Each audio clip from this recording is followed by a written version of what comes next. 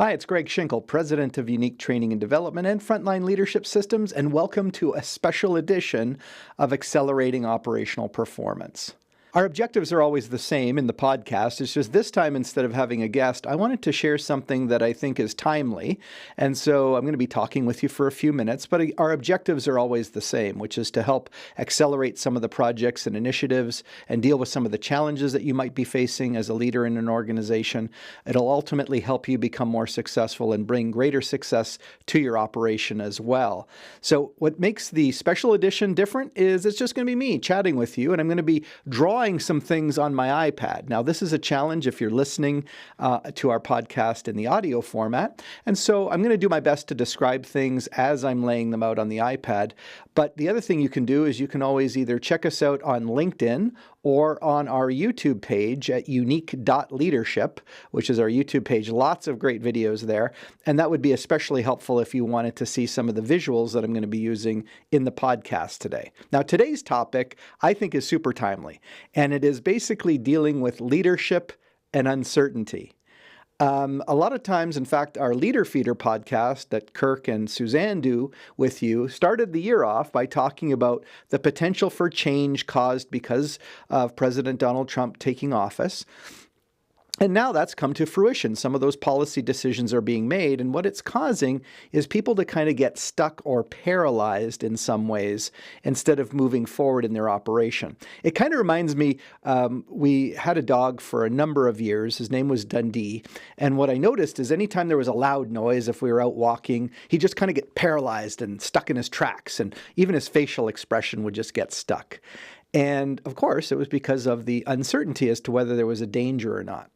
I see the same thing happening for managers and executives right now, and people are just a little bit uncertain. And so the tendency is to stop, be paralyzed, but really what's called for is effective leadership. And effective leadership doesn't mean that occasionally it's not good to get a little cautious, but you want to be still bold enough to take action on the things that will make your organization better. So I'd like to share with you a visual that I'm working on here. It's basically a standard 2x2 grid, and we're just really looking at the relationship between uncertainty levels and leadership capabilities. So in, quote, normal times, if there is such a thing, where you have a high degree of stability or a low degree of uncertainty, we would say that you can basically, as a leader, you can start to, let's say you have low capabilities of a leader, you can still get by because you get by doing the minimum and by status quo. So almost any leader can be effective in times that are highly predictable, a low degree of uncertainty, a high degree of stability. But where we start to get tested is when the uncertainty level starts to climb. So as uncertainty increases, the amount of stress and pressure put on the leadership increases as well. Now, if the leaders are low in their capabilities, it is essentially very much a danger zone, right? The danger zone is because what we're seeing is that the leaders are incapable really of managing the fluid situation. You'll notice that they tend to get stuck. Instead of taking action or communicating effectively, they kind of shut down and everyone starts to worry. Now, on the other dimension, so that is in the top left corner is this danger zone. The bottom left corner, if you're listening, is really just this bare minimum, do the status quo. And, kind of things are okay when there's a low degree of uncertainty and the leaders aren't necessarily very capable. Now, if we move in the lower part of the graph to the lower right, so this is where there's a high degree of leadership capability, but still a low amount of uncertainty. So what we're going to call that quadrant really is the performance zone, which sounds awesome, right? So performance just means we're achieving results. Again, I'll put that in sort of a light green color, the performance zone. We're getting the results, but there's not much uncertainty. So we're really working our playbook, working our system, getting things done as a group. But we're not really, again, because the stability is high and the uncertainty is low, we're really not being stretched or pressured. So now what we're looking at is the top right of this quadrant, which is where, again, uncertainty is high and the level of leadership capability is also high. So the leaders are good at what they do. They're consciously competent about what it takes to be a leader in a difficult situation. And so what we see up there, and what we'll label that top right quadrant, is we'll call it mission critical and essential. So that is, again, you have great leaders, essential. You have great leaders, and they're doing great work. Let me just clean that up for the folks watching the video here. But the question is, there's something even more than that, because in times of low stability or high uncertainty, you can have even effective leaders can still be very cautious, and they're minimizing risk. But remember that there's a difference between real risk and sort of boogie monster risk. The boogeyman is really the thing that we're scared of happening, but if you really were to look at it from a probability standpoint, the absolute worst case is maybe not as likely. Now, if you're in a business there, it's going to be a terrible outcome because of some of the policy decisions or tariffs or disruptions to your supply chain, then you might be saying, Greg, this is not just like a low probability event. This is something that we expect is going to really happen. Then, of course, you're going to deal with it differently. But let's say that mostly we're just dealing with, oh my gosh, bad things could happen, but we're not sure if they're going to happen or when they're going to happen or even how bad they're going to be. Well, there's this little quadrant in the top right. So even within the top right quadrant, there's sort of this area, and what I'm going to call that is domination. And what I mean by dominating is that if you, as a highly effective leader in a time of uncertainty, you can actually turn that to your advantage as a company, as a department, because what you're going to do is you're going to build on the fact that the uncertainty is creating opportunities. So I'll give you an example. If you were looking at a competitive environment, you against competitors, and your competitors are facing the same degree of uncertainty that you are as an organization, they're going to be disrupted like you are, but it also creates an opportunity. And when customers are feeling disrupted, what they're looking for is some degree of leadership from their suppliers. So this may be a tremendous opportunity that actually causes the market to go in a bit of flux.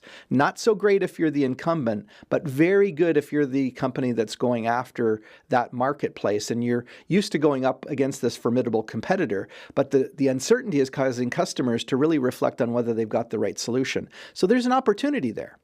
In terms of operations, there's also an opportunity, because then what you're dealing with is the fact that the team is sort of a bit unsettled, but they know that they should be doing something to get ready. And so by being this dominant, high-performance leader in a time of high uncertainty, you're going to be able to get your team to do what they need to do to be successful. And so, again, whether your leaders are low in their effectiveness or high in their effectiveness is going to determine whether you are a victim. So in this case, we're going to call this the victim side, and we're going to call this side of the graph, we're going to say this is the victor, right? So you're either a victim or you're the victor, and that means you're either going to win or you're going to lose, depending on the quality of your leadership team.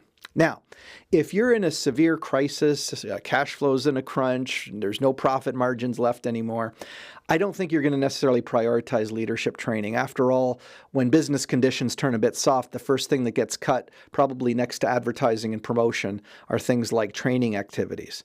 But I'm thinking that the right kind of training activities, the ones that drive extra value and equip your team to succeed, are exactly the things that you'd want to focus on. In fact, in the training business, we say there's either no money or no time. Now, of the two conditions, usually most companies are susceptible to, if they have the money, they'll spend it on training. And even if there's no time, they'll try to cram it in. But what if current conditions cause you to have a little bit of time on your hands, but maybe you don't feel like you have the richness in your budget? That still might be the absolute best time to move forward with a leadership development activity. But I'm going to share with you some tips that the leadership team can embrace, whether you need us to come in and do a little tune-up for your leadership team, or you just want to refocus yourself as a leader and make sure that you're doing the right thing in a time of uncertainty. So let me show you a couple of recommendations. First, remember that when it comes to stress and anxiety, action alleviates anxiety. Anxiety is often caused because we're overly worried about something that's going to happen, whether it's actually going to happen or not, right?